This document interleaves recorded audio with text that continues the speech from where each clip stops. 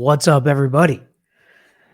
And welcome back. I hope everyone's having just an absolutely wonderful day today, as we are going to jump into a very interesting document. As most of you know, we have been discussing cameras in the courtroom, trial by media, fair or foul, all that type of stuff. And we try to stay as balanced and look at it and analyze it from different perspectives. Sometimes the motions that are filed are in opposition to kind of what our position is.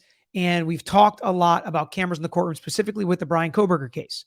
We know that Kohberger's team and the state in that case both agree cameras should not be in the courtroom. They don't want cameras in the courtroom. The press and a lot of the public want cameras in the courtroom. We did a podcast on what the press's the media's rights are, which we'll link in the video description here if you want to check out that podcast. But today we have a very interesting filing that was done about a week ago in the Delphi case, which we are diving back into, looking back at some of the documents. And that is a motion filed by Richard Allen, the defendant's attorneys, about how they want cameras in the courtroom, how they need cameras in the courtroom, how the only fair way to handle this case is with cameras in the courtroom.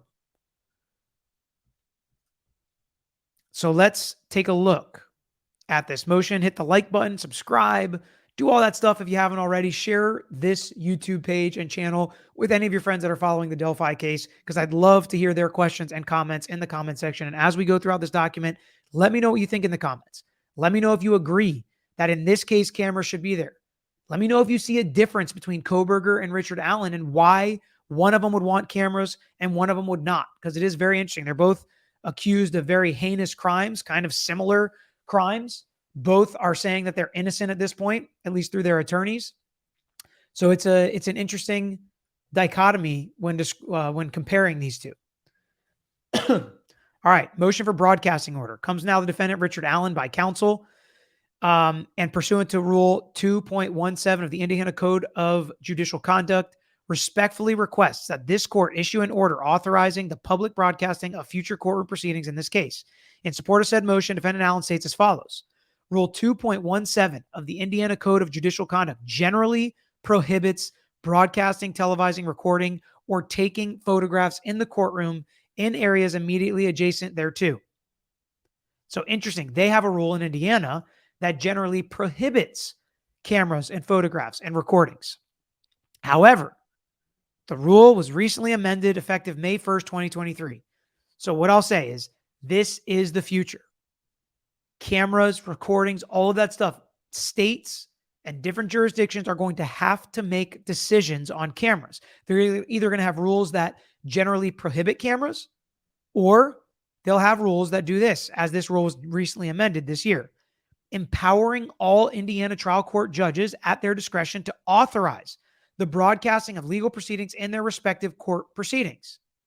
Now, Indiana, this is a very interesting motion because they've done some things. They've run some tests and studies to see how is this going to work? Do we like it? Do we not like it in the judicial system as the public? Why have it? Why not have it?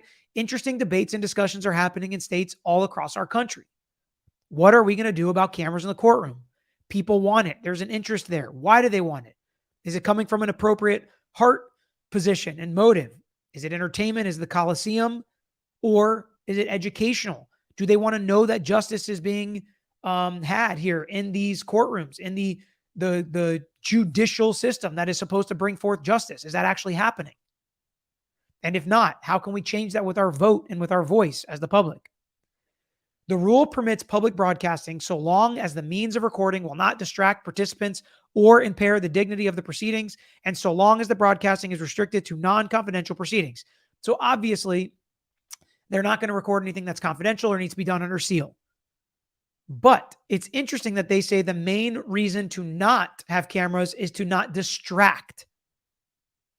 We talked about this a lot in our podcast. Again, I encourage you to go check it out, because we also have a YouTube channel that's the video version of them, but it's on all podcast platforms, where we went through literally everybody's rights as it comes to the media. Defendants' rights, victims' rights, witnesses' rights, the prosecutor's rights, and then, of course, the media's rights as well.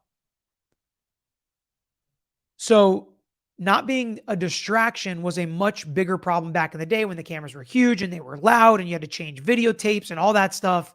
Much less distracting now. But to impair the dignity of the proceedings, that's where we get into, is it a fair trial? Is it a fair trial for the defendant, for the victims, for the prosecutor? That's the dignity of the proceedings that I think is the more important question. The facts and circumstances surrounding this case have attracted the attention of the public on a national level and even the attention of others around the globe. As a result of this attention, the system of jurisprudence in the state of Indiana will be scrutinized in a manner that is unusual and rare in Indiana courts. They're using this as an argument that they should have cameras. I think we've seen it in other cases that this highly scrutinized proceedings in your state is a reason to get cameras out. I like their position. What do you have to hide? Let's show them what we got as a state of Indiana. I'm not in Indiana, but that's what he's saying. The public's thirst for information in this case offers up an opportunity for transparency and the education of the public in terms of the day-to-day operations of courtrooms across the state. Courts should make court processes as transparent as possible so the average person can witness the judicial system in action. The average person, this is incredibly important and why we have cameras. The average person should be able to witness the judicial system in action that they are subject to, that they vote on. A highly effective way to do this is to proactively take steps to disseminate information in high-profile, high-stakes cases. This prevents interested individuals from having to search the internet looking for information about the case, which may come from biased sources that substitute commentary for fact, courting public trust and confidence. In a recent article released by the Conference of State Court Administration, the need for transparency within court systems across the country was identified as one of the handful of recommendations to increase public trust in our judicial system. Boom. I think we can all attest to the fact that people don't trust the judicial system. They don't trust government in general. But one way I think, how can you say you don't trust the judicial system if everything's open to the public? Now, you might say that jury pools are being poisoned or witnesses, and if we have actual evidence of that, and Kohberger might, with witness intimidation and things like that, then maybe we close them off. But generally, transparency is usually going to build more trust in our judicial system. The COSCA article was favorably considered by the Community Relations Committee of the Judicial Conference of Indiana, all of which is referenced in the February 3rd, 2023 meeting minutes and attached here too. The recent pilot program, which is really interesting, in which the special judge in this case participated. So they did a pilot program where they tested this stuff and did kind of a trial of how this stuff is going to work with cameras in the courtroom. And guess what? Guess who was on that committee? The judge in the Delphi case. So who's going to know more about what they talked about, what the conclusions were, and the positive or negative feelings towards cameras in the courtroom? Then a judge that participated in that pilot program. It concluded in the spring of 2022, so just last year. Feedback from participating judges and other relevant professionals included, but was not limited to the following comments. So we are hearing from that committee and the people involved. The judicial branch is the least understood branch of government. And here you've got millions of Hoosiers counting on it for justice every year in Indiana, and every state feels the same. So why not pull the curtains out and say, okay, this is what we are doing, and this is why we are doing it. The sky is not going to fall, since there are safeguards in place. I love it. See comments by Chief Justice Rush in the article titled, "The Indiana Supreme Court is lifting its ban on courtroom cameras, how that could impact future cases." So they used to have a ban in Indiana. But now they're lifting that and leaving it up to the court's discretion, which I think is the more common way to handle this across jurisdictions across the United States. The media has been patient with delays in the hearings and for the most part has been unobtrusive and accommodating of the sheriff's security concerns regarding camera placement. They have been professional in their coverage and presence. Honorable Judge Fran Gull referenced it. So that's another interesting part. They feel positively about how the media is handling it now. I think this is one of the things that's based on opinion, and you can make your arguments either way. Oh, they're pushing the envelope too much, or oh, they're being respectful. It's up to a judge to decide. Once the hearings start, everyone seems to forget news media is present. Now, I think this depends on the person, depends on the lawyer, depends on the witness, but theoretically speaking, they're not distractions. I shouldn't say theoretically speaking. As far as like sound and look of the camera, they're not distraction. Now, does somebody put on in front of a camera? We've seen lawyers accuse each other of that in just about every high profile case. Well, he's just doing this for the camera. She's just making this argument for the camera.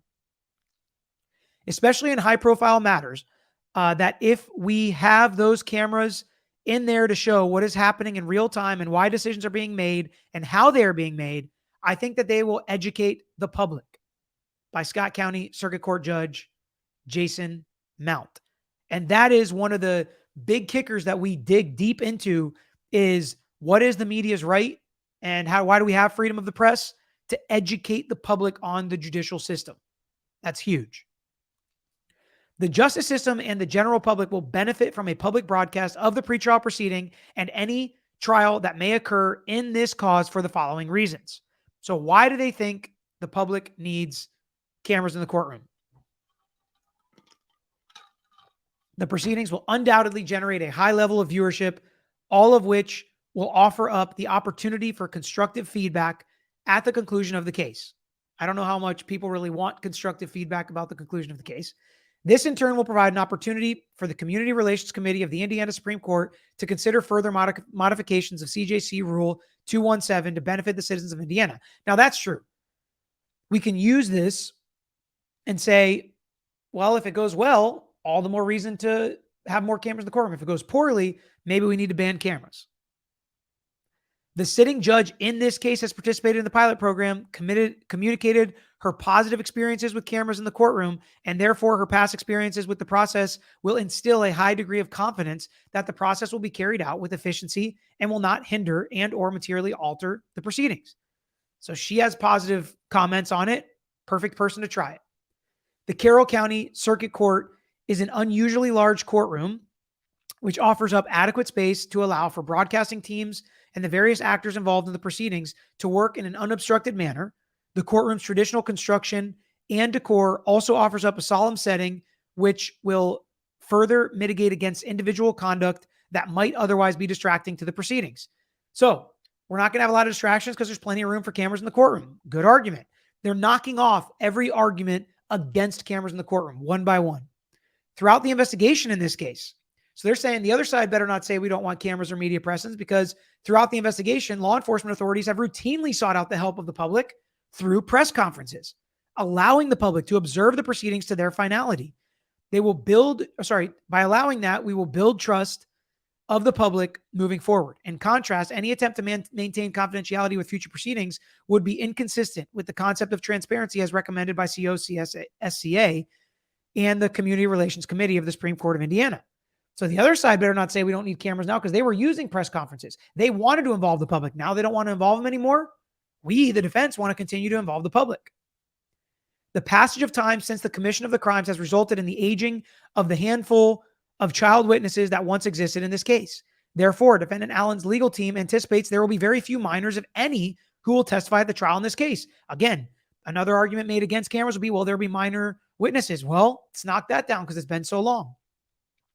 To the extent there is a need to shield the victim's family members from the public eye, such an intent is without merit, as many of the family members have voluntarily taken to social media and other media outlets with broad coverage areas and participated at the media's coverage of the investigation over the past 6 years. So we want to protect victims and their families, so much so that they have rights throughout this process. And we dig deep into those rights in a podcast form. My dad has a lot of thoughts on it. And I think Pete Sardis is on the podcast with us as well. We are going to premiere that podcast and redirect you directly after this video to that podcast. So stick around after this video to dive deeper into what the media's rights are and why cameras even have the possibility of being in these trials. But one way in which victims, I said media's rights, the victim's rights is what this podcast dives into. What are the victim's rights? What can they block? What can they not block? Because if they basically waive that right of privacy by going out into the public, can they then claim it when one side or the other or media fights to have cameras in the courtroom? We dig into that.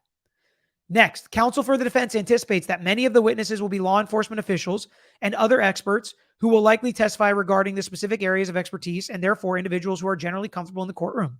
This will reduce the risk of unpredictable behavior from witnesses and other participants. So this is combating the argument that witnesses won't want to testify. Witnesses will be scared. Witnesses may not testify honestly or may be too quiet or shy, or their memory may fade because of cameras in the courtroom. And they're saying, well, no, most of these witnesses are going to be experts or law enforcement or testify all the time. We're not going to have that problem. Again, everything they're arguing in this document is reactive to arguments made against cameras in the courtroom. Many of the circumstances surrounding this case were kept confidential by law enforcement officials leading up to the filing of the charges against Defendant Allen. Early courtroom filings were also kept confidential by order of this court. Said order on confidentiality has been lifted. That's a pretty good indication. This court at one point thought the documents should be sealed. Now that's been lifted. So does the court want more transparency? Offering up transparency through the remainder of the case will increase the public trust in the judicial process. In the alternative, Defendant Allen requests that this court consider authorizing the broadcasting of pretrial proceedings to assess the practicality, advantages, and disadvantages of broadcasting any future trial in this case. So he says at the very least, let's broadcast the pretrial conferences and the hearings. And if it goes well, we broadcast the trial. If it doesn't go well, we don't broadcast the trial. Let's at least test the theory and see how it works in this case. I think these are very compelling arguments. Now, one of the arguments they didn't make is that it would be, we have to make sure that the defendant is going to get a fair trial. They don't need to combat that argument because that would be their argument to make, right? If they think it's going to poison the jury pool against the defendant, they would make the argument to keep cameras out. So obviously they don't think that's going to be an issue. And that's just basically the only argument they did not combat against. But they did go and make very compelling arguments against law enforcement shouldn't want cameras not to be in the courtroom because they've used the press and cameras. A lot of the witnesses are going to be adults and or experts or professionals or witnesses that are not going to be scared of the cameras. It's not going to be a distraction based on the size or where the cameras are placed or the sounds or anything that the cameras make. And it's actually going to be helpful to be transparent so people can have confidence in the Indiana judicial process and whatever the results of the trial, because they're going to see how the trial was run. And I tend to agree with this motion. Now, if the state has arguments specifically against it and why this case would be one that judicial discretion should ban cameras, I'd like to hear those arguments, and maybe they've been filed. I haven't seen them yet. But if I do, we'll take a look and we'll talk about them together. So please let me know your thoughts. Why is this so different from Kohberger? Why does Kohberger's team want cameras out? Is it because the public push and the wave is that maybe Richard Allen is innocent? Maybe he didn't do this, and the public push for Kohberger is that he's guilty? And are we going to base it on public perception as to whether or not we have cameras in the courtroom? If the public pressure is guilty, we don't want cameras. If the public perception is not guilty or innocent, we do want cameras. You tell me, what do you think in the comments? I really want to hear from you. The public, the people that are supposed to be educated by the media about the judicial system, the people that have interest in these cases and the judicial system itself.